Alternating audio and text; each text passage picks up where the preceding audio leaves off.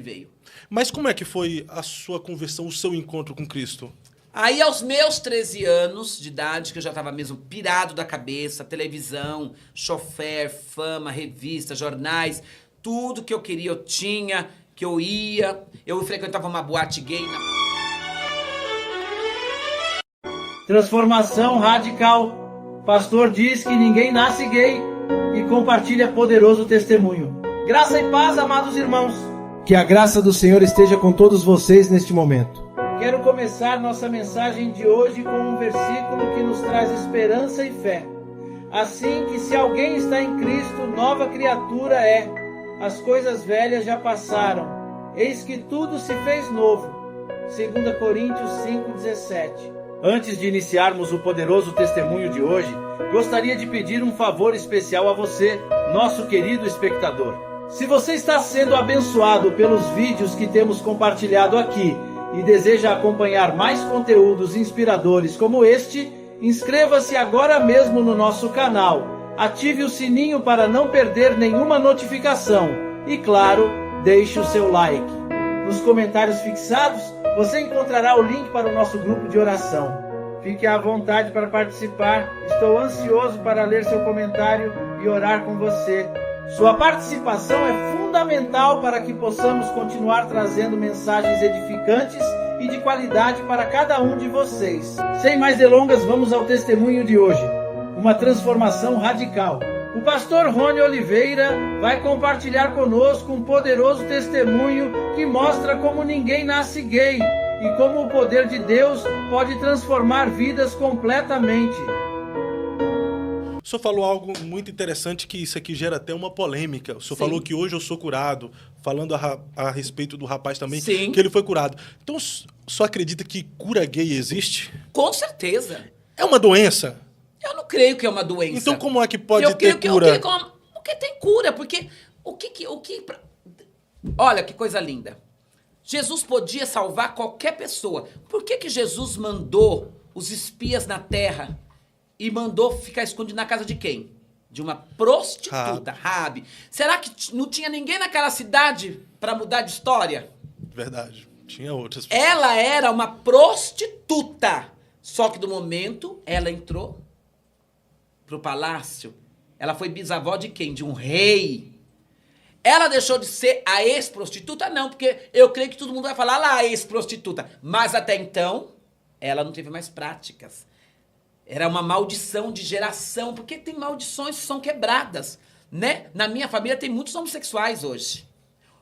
Tem muita. Então, quando o senhor se fala de cura gay, o senhor está falando de uma transformação através do poder do evangelho. Do evangelho. Porque eu creio que ninguém nasce fumando, ninguém nasce se drogando, ninguém nasce bebendo, ninguém nasce se prostituindo, mas... Nasce-se homossexual? Não creio. Não creio. Não creio porque eu fui abusado. Do momento que eu fui abusado, desencadeou umas legiões de demônios sobre a minha vida. Só que, graças a Deus, Deus me salvou a tempo. Mas antes do abuso, o senhor já tinha aquele jeito? Eu não creio que eu tinha aquele jeito.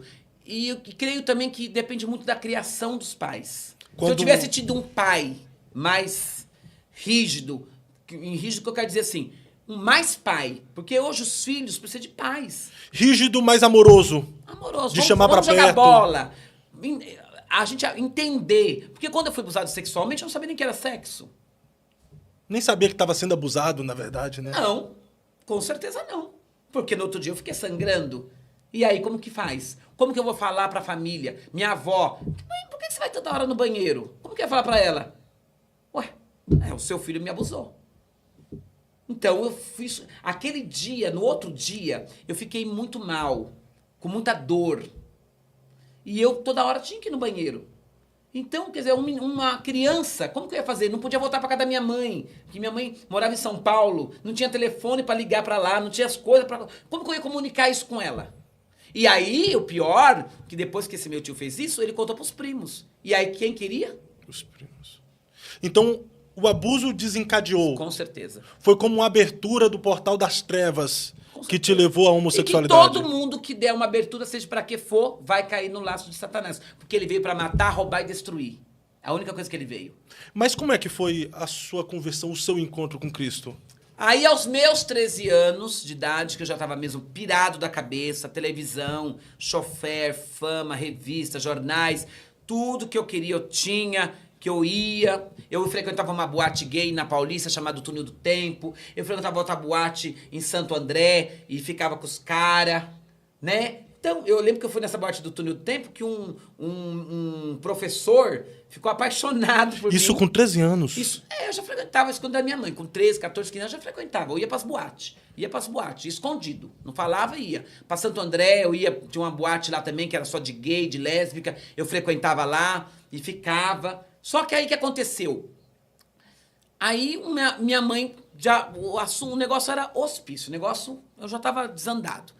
E aí uma irmã encontrou minha mãe na rua e falou pra minha mãe, por que a senhora não chama um pastor na sua casa? Minha mãe falou, porque a gente não gosta de crente. A gente é católico. Mas aquela irmã foi ousada. Falou pra minha mãe, mas Jesus pode curar o seu filho. Ela falou, olha, eu não sei, eu vou tentar convencer o meu filho de ficar em casa. Eu vou tentar, porque ele não para em casa. Minha mãe levantou no outro dia, falou pra irmã, então a senhora vem com o pastor e as irmãs, eu vou marcar pra amanhã. E aí minha mãe levantou no outro dia e fez um bolo de banana, que é o bolo que eu mais gosto. E eu falei, essa véia quer alguma coisa. Essa véia nunca faz bolo de banana. Ela levantou fazendo um bolo de banana. Eu falei, o que a senhora quer em troca do bolo? Ela começou a gaguejar. É que vai vir um povo aqui. Eu falei, o quê? Que povo? Vai vir orar. Eu falei, orar? Se fosse coisa de rezar, era coisa de católico. Mas orar é coisa de crente chato. Porque a minha maior vontade que eu tinha era de bater em pastor. E de bater nessas irmãs dos coque, do saião, do subaco peludo. Não gostava? Não. Tinha pavor delas. Falei, um dia eu vou pegar essas irmãs do coque, eu vou bater nelas, vou rodar ela pelos coques, elas vão ver o que eu vou fazer com ela. E com os pastores. Aí quando eu saía na rua, magrinho, vestido de Drácula, as vizinhas corria pra dentro. E tinha uma irmã do coque que morava numa rua perto da minha casa, chamada Ione. E quando eu passava lá na rua dela, eu fazia assim pra ela, porque ela tava endemoniado, ela estendia a mão e falou, gritava, liberta! Transforma ele! Faz ele um homem de Deus! E eu, demoniado. Ela se tornou madrinha do meu casamento depois de crente. Que bênção, glória a Deus. Eita Deus! E aí, o que aconteceu? Aí, o diabo falou pra mim assim, eu falei pra minha mãe, eu não vou ficar. O diabo falou, fica? Você não tem vontade de bater no pastor? Bate nele hoje. Você não tem vontade de pegar essas irmãs do coque? Hoje é o dia. Eu falei pra minha mãe, eu vou ficar. Aí o diabo falou pra mim, faz uma produção em você. Eu lembro que eu tinha um cabelão, colei uns bob, deixei ele bem armado, passei uma maquiagem, pus uma roupa bem estrambólica e pensei, vou ficar lá naquele portão. Quando aquele pastor chegar com aquelas irmãs do coque, aquelas irmãs do saião, elas vão olhar pra mim e vai falar pro pastor, pastor, pelo amor de Deus, vamos embora agora, porque o capeta mora nessa casa. Aí eu falo nas minhas pregações, mal eu sabia que com os capeta, os crentes sabem lidar. Ô, glória!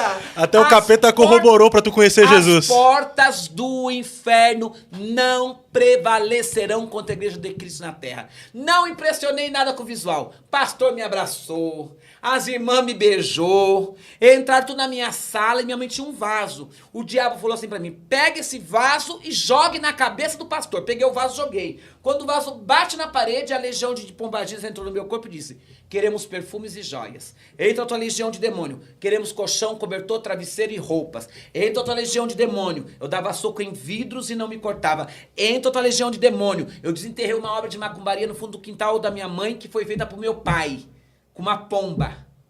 E tava o nome do meu pai, só que aquela macumba caiu em mim. E aí, das 10 da noite às 4 da manhã, eu fiquei endemoniado. Às 4 horas, os demônios foram embora. Eu fiquei carregado por 2 obreiros da Igreja Batista, lotado a minha casa de gente de crente e de gente católico. Porque eu era católico.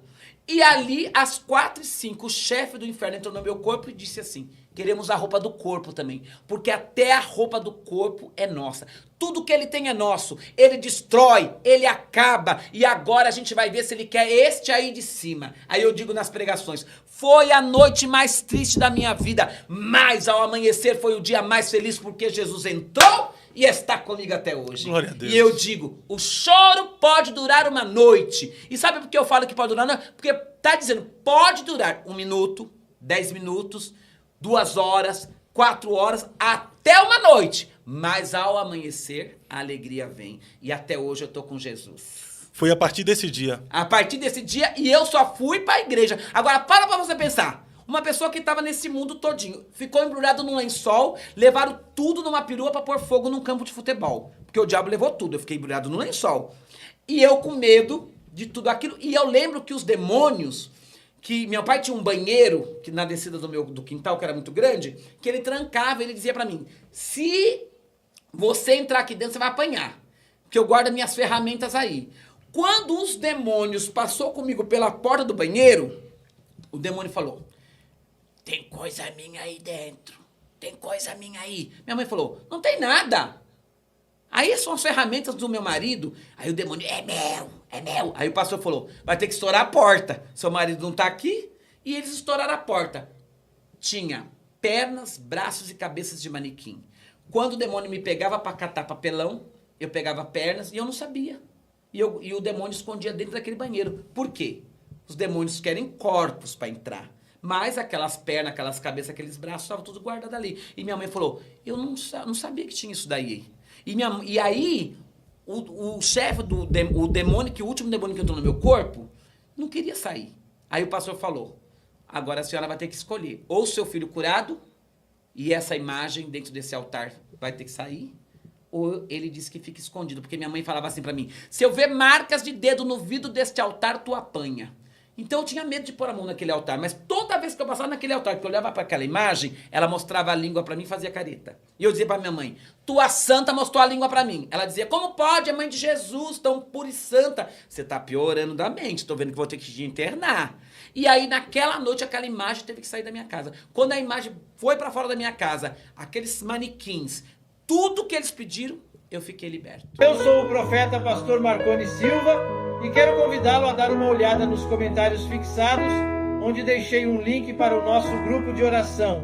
Este espaço foi criado para que você possa participar das nossas campanhas de fé e compartilhar seus testemunhos edificantes com outros irmãos e irmãs. É uma excelente oportunidade para você e sua família fortalecerem sua vida espiritual, unidos em oração e na busca pela presença de Deus. A palavra de Deus nos lembra em Êxodo, eu sou o Senhor, o Deus de vocês.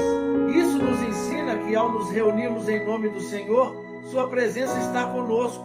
Participar de um grupo de oração é uma maneira poderosa de intensificar sua fé e estar cercado por pessoas que também creem no poder transformador do Senhor. Cada testemunho que ouvimos pode ser uma luz em nossa caminhada, e cada oração feita em conjunto gera um impacto significativo no mundo espiritual. Portanto, mantenha-se conectado e firme em sua jornada de fé.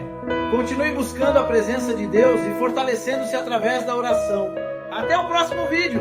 Que a graça e a paz do Senhor estejam sempre com você e sua família, trazendo bênçãos e proteção abundantes.